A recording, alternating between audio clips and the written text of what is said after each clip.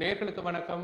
மலர்ந்திருக்கின்ற ஒரு புதிய காலை பொழுதிலே நாளேடுகளில் இன்று என்கின்ற நிகழ்ச்சியின் ஊடாக வடலி ஊடக குழுமத்தின் வாயிலாக உங்களை சந்திப்பதிலே மகிழ்ச்சி. இந்த நாளும் இனிய நாளாக உங்கள் எல்லோருக்கும் அமைந்திருக்க எல்லோருக்கும் பொதுவான இறைவனை வேண்டிக் கொண்டு இன்றைக்கும் 3 நாளேடுகளோடு வந்திருக்கின்றோம். உங்களுக்கு தெரியும், நாளேடுகளில் இப்பொழுது அரசியல் சார்ந்த விடயங்கள், நாட்டினுடைய மிக முக்கியமான விடயங்கள் என்று சொல்லி எல்லாமே மிகச் சிறப்பாக சென்று கொண்டிருக்கக்கூடிய சூழலிலே மிக முக்கியமான செய்திகளை தாங்கி வந்திருக்கக்கூடிய உதயன் பத்திரிகையை நாங்கள் முதலாவதாக பார்க்க இருக்கின்றோம்.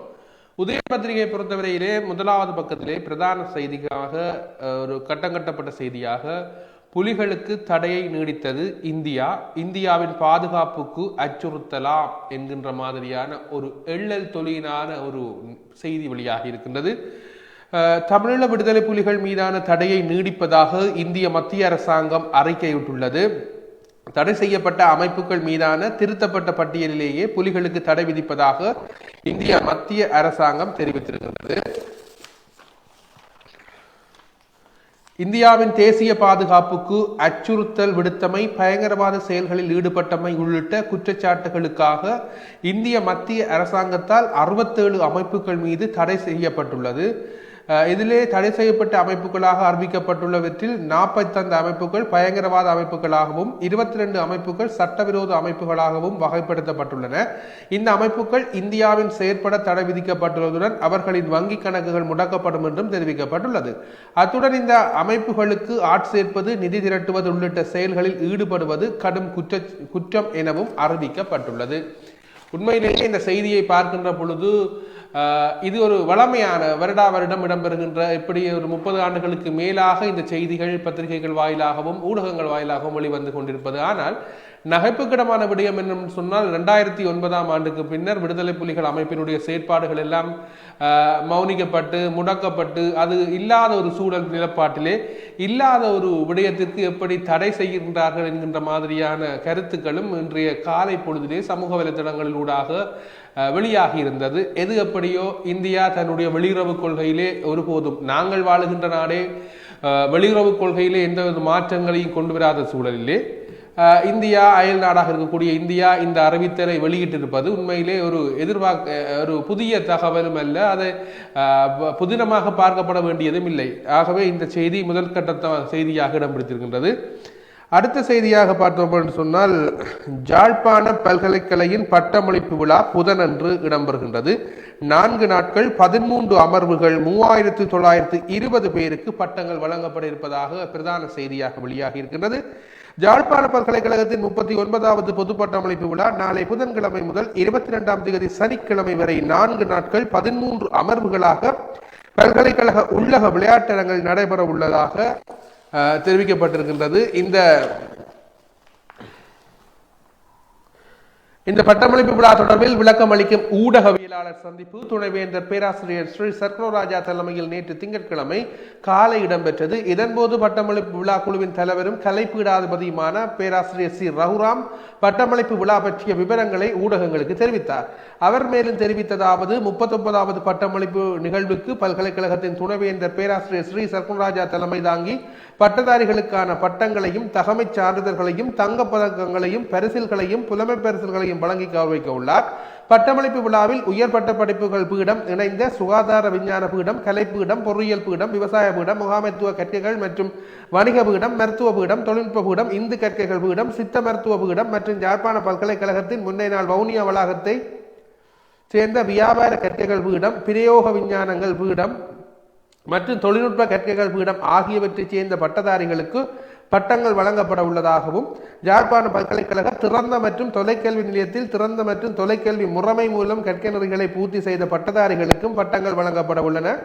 இந்த பட்டமளிப்பு விழாவில் 399 பட்டப்பின் தகமை பெற்றவர்களுக்கும் 2686 உள்வாரி மாணவர்களுக்கும் 702 திறந்த மற்றும் தொலைக்கல்வி நிலைய மாணவர்களுக்கும் பட்டங்கள் வழங்கப்பட இருப்பதுடன் 133 உயர் தகமை மற்றும் தகமை சான்றிதழ்களும் வழங்கப்பட உள்ளதாக இந்த ஊடக சந்திப்பிலே தெரிவிக்கப்பட்டிருக்கின்றது.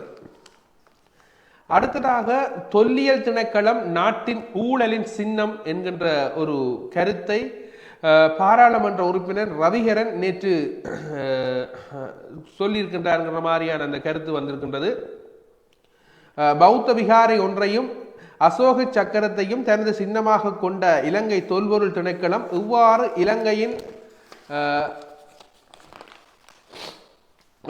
இலங்கையின் எல்லா மதத்தவர்களின் தொல்லியலையும் நடுநிலைமையுடன் கையாளக்கூடிய திணைக்களமாக இருக்க முடியும். இதுவே இலங்கையில் தொடரும் பௌத்த மேலாதிக்க ஆட்சியின் ஊழலின் சின்னம் என்று நாடாளுமன்ற உறுப்பினர் துரைராசா ரவிகரன் தெரிவித்துள்ளார். நாடாளுமன்றத்தில் அவர் நேற்று மேலும் தெரிவித்ததாவது, இந்து தம்பதிகளான சுத்தோதனந்த தேரனும் மாயாதேவிக்கும் பிறந்த ஜசோதரையை திருமணம் செய்த சித்தரே புத்த பிரான் ஆவார். அவரது போதனைகளை பின்பற்றி அவரது பஞ்சசீல கொள்கைகளின் அடிப்படையில் ஒழுகுவோர் பௌத்தர்கள் எனப்பட்டனர். இந்து மதமும் பௌத்த மதமும் ஒன்றோடொன்று பின்னி பிழந்தவை. ஆனால் இலங்கையில் மட்டும் அவ்வாறு இல்லை என்கின்ற அந்த தன்னுடைய கருத்தினுடைய தொடர்ச்சியான நீட்சியை அந்த செய்தியிலே ரவிகரன் அவர்கள் தெரிவித்திருக்கின்றார். சாதாரண தர பரீட்சை எழுதிய முதல் நாளில் மாணவிகளிடம் மர்ம நபர்கள் அத்துமீறல் என்கின்ற ஒரு செய்தி, ஒரு கட்டங்கட்டப்பட்ட செய்தியாக வந்திருக்கிறது. யாழ்ப்பாணத்திலே காப்போது சாதாரண தர பரீட்சை எழுதிவிட்டு திரும்பிய மாணவிகளிடம் உயர்தர வகுப்புகளுக்கான விளம்பர கையேடுகளை பெற்றுக்கொள்ளுமாறு மர்ம நபர்கள் நேற்று பலவந்தமாக திணித்துள்ளனர். வன்முறை குழுக்களில் உள்ளவர்களை போன்ற தோற்றத்தில் இருந்த அவர்கள் மாணவிகளுக்கு நெருக்கமாகவும் அவர்களின் கைகளை பிடித்து இழுப்பது போன்றும் நடந்து கொண்டமை அங்கிருந்தவர்களை முகம் சுளிக்க வைத்துள்ளது. இந்த அத்துமீறலில் ஈடுபட்டவர்கள் தொடர்பில் பிரதேச செயலகங்களுக்கும் பெற்றோராலும் சமூக நலன் முறைப்பாடுகள் வழங்கப்பட்டதை தொடர்ந்து சம்பவம் இடம்பெற்ற பகுதிகளுக்கு பிரதேச செயலகங்களின் உரிய அதிகாரிகள் சென்று விசாரணைகளை மேற்கொண்டதுடன் மாணவிகளின் பாதுகாப்பு வீடு திரும்புவதற்குரிய நடவடிக்கைகளை மேற்கொண்டதாக தெரிவிக்கப்படுகின்றது. உண்மையிலேயே அந்த காப்போது சாதாரண தர பரீட்சையாக இருக்கட்டும், உயர்தர பரீட்சையாக இருக்கட்டும், எப்பொழுதும் அது முடிகின்ற தருவாயில் தான் வளமை போன்று உயர்கல்விகள் தொடர்பான பல்கலைக்கழகங்கள் தொடர்பான விளம்பர பதாதைகளை நிறுவனங்கள் வழங்கி விடுவதொன்று. ஆனால் இப்போது காப்போது சாதாரண தர பரீட்சையே நேற்றைய தினம்தான் ஆரம்பித்திருக்கக்கூடிய சூழலிலே இந்த நிறுவனங்கள் எதனை மையப்படுத்துகின்றனர்? மாணவர்களுடைய பாதுகாப்பு, அவர்களுடைய மனோபலம், அவர்களுடைய உளவியல் ரீதியான விடயங்களோடு இப்படியான அத்துமுறைகளை செய்வதன் ஊடாக பிள்ளைகளினுடைய சுயாதீனமான செயற்பாட்டுக்கு பங்கத்தை கொண்டு வந்து இந்த பரீட்சையிலே அவர்கள் கொண்டு கூடிய தங்களுடைய அறிவார்ந்த விடயங்களை ஒருமித்து கொண்டு வரக்கூடிய அந்த மனநிலையை குழப்புகின்ற இந்த செயற்பாடு முற்றிலுமாக தடை செய்யப்பட வேண்டும். இது தொடர்பில் சமூக செயற்பாட்டாளர்கள், பிரதேச செயலகங்கள், போலீசார், மிக முக்கியமாக போலீசார் இந்த விடயங்களிலே மாணவர்களுடைய பாதுகாப்பு தொடர்பில் தங்களுடைய கவனத்தை செலுத்த வேண்டும் என்பது மிக முக்கியமான காலத்தின் தேவையாக இருக்கின்றது. இப்படியாக பல செய்திகளை தாங்கி உதயன் பத்திரிகை வெளிவந்திருக்கின்றது. ஜாழ்நகர் பகுதியில் ஒருவர் சடலமாக மீட்பு, ஆழ்கடல் மீன்பிடி ஊக்குவிக்கப்படும், போலீஸ் அதிகாரியின் மகன் விளக்கமறியல் என்கின்றமான பல செய்திகளை தாங்கி உதயன் வந்திருக்கின்றது. அடுத்து நாங்கள் தினக்குரல் பத்திரிகை பார்த்தோம் என்று சொன்னால், தினக்குரல் பத்திரிகை, அதாவது உங்கள் எல்லோருக்கும் தெரியும், இந்த 2 வாரங்களாக நாட்டிலே பேசு பொருளாக இருக்கக்கூடிய பட்டலந்த ஆணைக்குழுவினுடைய அறிக்கையால் நாட்டில் அமைதியற்ற நிலைமை ஏற்படலாம், வஜிர அபேவத்தன எச்சரிக்கை என்கின்ற பிரதான செய்தியை தாங்கி தினக்குரல் பத்திரிகை வந்திருக்கிறது. பட்டலந்த ஆணைக்குழு அறிக்கையும் அடிப்படையாக கொண்டு நாட்டில் மீண்டும் அமைதியற்ற நிலைமை ஏற்படலாம். எனவே அவ்வாறான ஒரு நிலைமை ஏற்படாமல் தடுப்பதற்கு சக அரசியல் கட்சிகளும் மிகுந்த அவதானத்துடன் செயற்பட வேண்டும் என்கின்ற மாதிரியான அந்த கருத்தை அவர் தெரிவித்திருக்கின்றார்.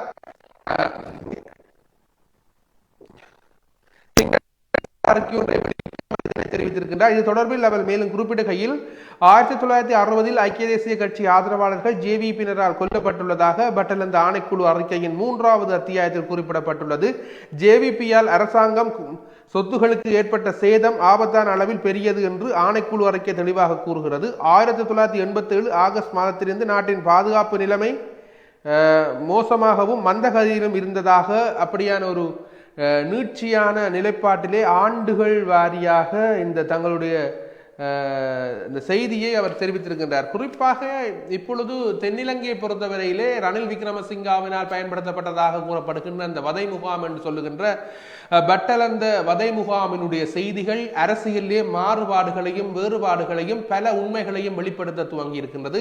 இதன் காரணமாக பல தென்னிலங்கை அரசு சக்திகள் தங்களுடைய பயத்தின் பீதியின் காரணமாக இந்த அறிக்கையினுடைய ஆணைக்குழுக்கு வெளியில் வந்தால் நாட்டினுடைய சமாதானத்துக்கும் நாட்டினுடைய ஒருங்கமைப்புக்கும் பங்கம் விளைவிக்கப்படும் என்ற கருத்தை அவர்களே சொல்ல தொடங்கி இருக்கின்றார்கள். பார்ப்போம் பொறுத்து இந்த பட்டலந்த அறிக்கை எப்படியான மாற்றங்களை தென்னிலங்கை அரசியல் பரப்பில் கொண்டு வரப்போகின்றது. தொடர்ச்சியாக எங்களுடைய தேர்தலும் வேற இருக்கின்றது. இந்த தேர்தலிலே அந்த தாக்கங்கள் செலுத்தப்படுமா என்பதை பொறுத்திருந்து பார்க்கக்கூடியதாக இருக்கின்றது.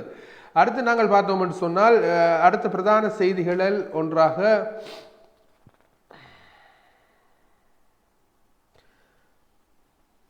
அரசாங்கத்துக்கு அக்கினி பரீட்சை வட்டலந்த ஆணைக்குழு அறிக்கை விவகாரம், அதுவும் அதை தொடர்ந்து தான் பேசுகின்றது. ஜனாதிபதி அனுரகுமார திசாநாயக்கா முன்னாள் ஜனாதிபதி ரணில் விக்ரமசிங்காவுக்கு எதிராக நடவடிக்கை எடுப்பதற்கு ஒருபோதும் முன்னிலையாக மாட்டார். வட்டலந்த ஆணைக்குழு அறிக்கை விவகாரம் அரசாங்கத்தின் தற்போதைய நிலைமையை அறிந்து கொள்வதற்கான அக்கினி பரீட்சை ஆகும் என்கின்ற செய்தியை அரசாங்கத்தினுடைய நிலைப்பாடாக இருக்கிறதாக தெரிவிக்கின்ற செய்தி ஒன்று வெளியிருக்கின்றது. லஞ்சம் வாங்கிய போலீஸ் அதிகாரியின் மகன் மறியலில் ஜாலில் லஞ்சம் பெற்ற போலீஸ் அதிகாரியின் மகன் நீதிமன்றத்தில் ஆஜராகிய நிலையில் 14 நாட்களுக்கு விளக்க மறியலில் வைக்கப்பட்டுள்ளார். இச்சம்பவம் குறித்து மேலும் தெரிய வருகையில் வழக்கு ஒன்றினை இல்லாது செய்வதாக கூறி ஜாழ் தலைமை போலீஸ் நிலையத்தின் பதில் பொறுப்பதிகாரியாக கடமையாற்றியவரின் மகன் ஒருவர் 20,000 ரூபாய் லஞ்சம் பெற்றுள்ளார். இந்நிலையில் லஞ்சம் வழங்கியவர் யாழ்ப்பாணம் மாவட்ட குற்றத்தடுப்பு போலீசாரிடம் முறைப்பாடு பதிவு செய்துள்ளார். அந்த வகையில் குறித்த போலீஸ் அதிகாரி முல்லைத்தீவு பகுதிக்கு இடமாற்றம் செய்யப்பட்டார். அத்துடன் லஞ்சம் பெற்ற நபரை கைது செய்யுமாறு ஜாழ் நீதிமன்றம் உத்தரவிட்டது. இந்நிலையில் குறித்த சந்தேக நபர் நேற்றைய தினம் சட்டத்தரணி ஊடாக நீதிமன்றத்தில் முன்னிலையாகினார். இதன்போது குறித்த சந்தேக நபரை 14 நாட்களில் விளக்கமறியல் வைக்குமாறு நீதவான் தன்னுடைய தீர்ப்பை வழங்கியதான் அந்த செய்தி வெளியாகி இருக்கின்றது. இப்படியாக தினக்குரல் பத்திரிகையும் மிக முக்கியமாக பல செய்திகளை தாங்கி வந்திருக்கின்றது.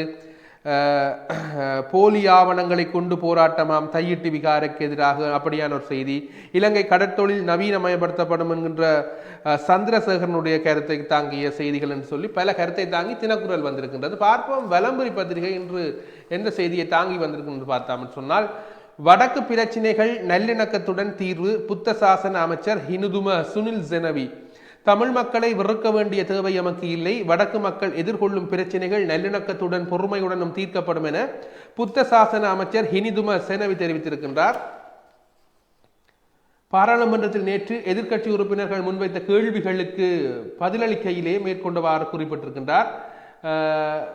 அங்கு அவர் மேலும் உரையாற்றியதாவது, வடக்கு மாகாணத்தில் மதஸ்தலங்கள், விகாரைகள் மற்றும் தொல்பொருள் சின்னங்கள் தொடர்பில் எதிர்க்கட்சிகள் உறுப்பினர்கள் முன்வைத்துள்ள விடயங்கள் தொடர்பில் விசேட கவனம் செலுத்தியுள்ளோம். இந்த பிரச்சனைகள் இன்று நேற்று தோற்றம் பெற்றதில்லை. பல ஆண்டுகளுக்கு முன்னரே இந்த பிரச்சனைகள் தோற்றம் பெற்றன. வலிகாமம் வடக்கு பகுதியில் 3 திசவிகாரைகள் காணப்படுகின்றன. இதில் தையிட்டு திசவிகாரை காணியை அடிப்படையாக கொண்டு பிரச்சனைகள் தோற்றம் பெற்றுள்ளன. வடக்கில் காணப்படும் இவ்வாறான பிரச்சனைகள் நல்லிணக்கத்துடன் பொறுமையுடன் தீர்வு காண வேண்டும் என்கின்ற ஒரு நீண்ட தன்னுடைய செய்தியை அவர் கூறியிருக்கின்றார்.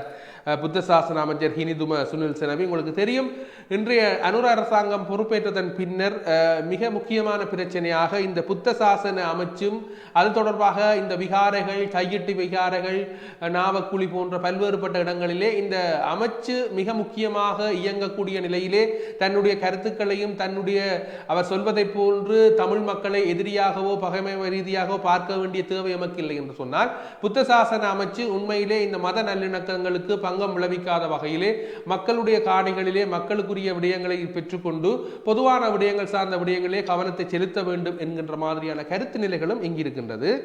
அடுத்த செய்தியாக நாங்கள் பார்த்தோம் என்று சொன்னால்,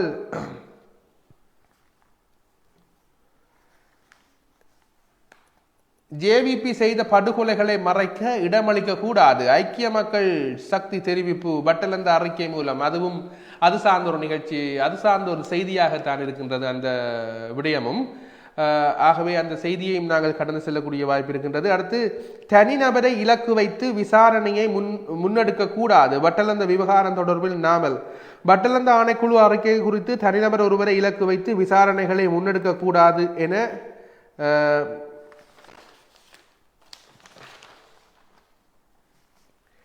பொதுஜன பெரமுனாவின் பாராளுமன்ற உறுப்பினரான நாமல் ராஜபக்ச தெரிவித்துள்ளார். ஊடகங்களிடம் கருத்து தெரிவிக்கும் போதே அவர் இவ்வாறு தெரிவித்தார். அதைத் தொடர்ந்து எந்த ஒரு அரசாங்கமும் சட்டவிரோதமான செயற்பாடுகளை முன்னெடுத்திருந்தால் சட்டத்தை நடைமுறைப்படுத்த வேண்டும். அதை விடுத்து தனிநபர்களை அடிப்படையாக கொண்ட தகவலின் அடிப்படையில் விசாரணைகள் நடத்தினால் அது நியாயமானதாக இருக்காது என்கின்ற மாதிரியான செய்தியை நாமல் ராஜபக்ச தெரிவித்திருக்கின்றார். நாங்கள் ஏற்கனவே சொன்னது போலத்தான் இந்த வட்டலந்த விவகாரம் தென்னிலங்கையை பொறுத்தவரையிலே அரசியல் பரப்பிலே பலரது முகங்களை வெளிக்கொண்டிருப்பதற்கு வாய்ப்புகள் இருப்பதன் காரணமாக எல்லோரும் இப்பொழுது அதை பேசு பொருளாக்கி அது சம்பந்தப்பட்ட விடயங்களை ஆராய்வு செய்ய தொடங்கி இருக்கின்றார்கள். அடுத்த செய்தியாக பட்டலந்த அறிக்கையால் நாட்டில் மீண்டும் அமைதியற்ற நிலை ஏற்படலாம் என்கின்ற செய்தி ஒன்று இருக்கின்றது. அதை நாங்கள் ஏற்கனவே பிற பத்திரிகைகளிலே பார்த்திருக்கின்றோம். ஆகவே நாங்கள் அதை கடந்து செல்லக்கூடிய வாய்ப்பு இருக்கின்றது. மற்றும் வடமராட்சியில் பெண்ணை அச்சுறுத்திய நபர் கைது என்கின்ற செய்தி இருக்கிறது. உரிய நேரத்தில் புதிய அரசியலமைப்பு சபையில் நீதியமைச்சர் ஹர்ஷன ஊர்காவத்துறையில் மீன்பிடிக்க சென்ற இருவரை காணவில்லை என்கிற செய்தி. போலீஸ் அதிகாரியின் மகன் விளக்க மறியலில் என்கின்ற செய்தியும், ரணிலுக்கு எதிராக அனுர நடவடிக்கை எடுக்க மாட்டார் என்கின்ற செய்தியும், வவுனியாவில் இளைஞனின் சடலம் மீட்பு என்கின்ற மாதிரியான பல செய்திகளை தாங்கி வலம்புரி வெளிவந்திருக்கிறது. உண்மையிலேயே இன்றைய நாளிதழிலே நாங்கள் பார்த்தோம் என்று சொன்னால் ஏற்கனவே சொன்னதை போல இந்த பட்டலந்த விவகாரம் தான் பெரிய பேசு பொருளாக பிரதான செய்திகளாக கட்டங்கட்டப்பட்ட செய்திகளாக வெளியாகி இருக்கின்றது. அந்த வகையிலே இன்றைய நாளேடுகளில் இன்று என்கின்ற நிகழ்ச்சியின் வாயிலாக இன்றைய நாளேடுகளில் வந்த மிக முக்கியமான செய்திகளை அலசி பார்த்திருக்கின்றோம்.